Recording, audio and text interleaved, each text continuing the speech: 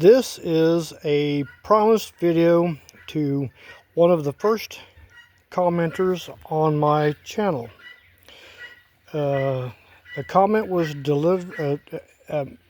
identified as Dolores, I believe, and I made her a promise that I would do a repeat of the Gladiolas in a pot. She said that she wanted to see those Gladiolas in full bloom, and one of the first rules of permaculture is have your garden highly accessible.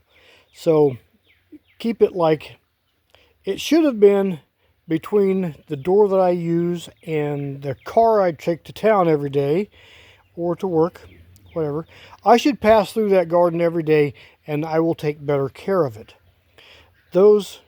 The pot with the Gladiolas in it was out front in a door that I rarely use. I thought I would use it much more, but I didn't.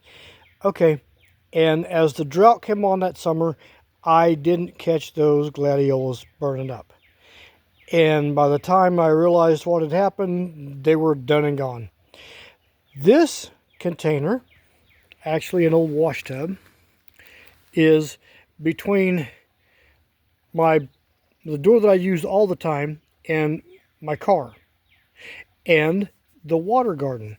It's between my door and the vegetable garden, in between my door and the chicken coop that we're building.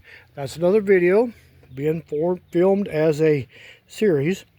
Okay, the point is, I will pass by this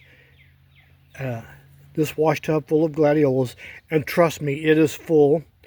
I made another video filling it up this morning, and that video quality turned out to be really bad. And I didn't want to air that one. It might be fixable, I don't know. But there are approximately 32 Gladiolas in this old wash tub. And this soil is actually decomposed wood mulch from the sheet mulch I put in almost 3 years ago. It's got a lot of wood left in it, which is going to, that's going to put it high in carbon, so it's going to need some nitrogen. I have Milorganite, which is it's an organic fertilizer. It's very high in nitrogen. I use it quite a bit out here. That'll suffice for now. And right there, well, that's Sasha. That right back there is comfrey. That's comfrey, and that is non-chlorinated water in the water garden.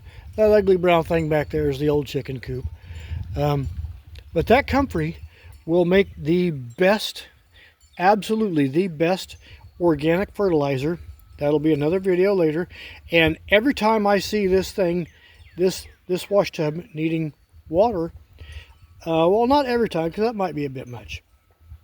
But my point is, with that non-chlorinated water and that comfrey, I can make all the liquid fertilizer I need.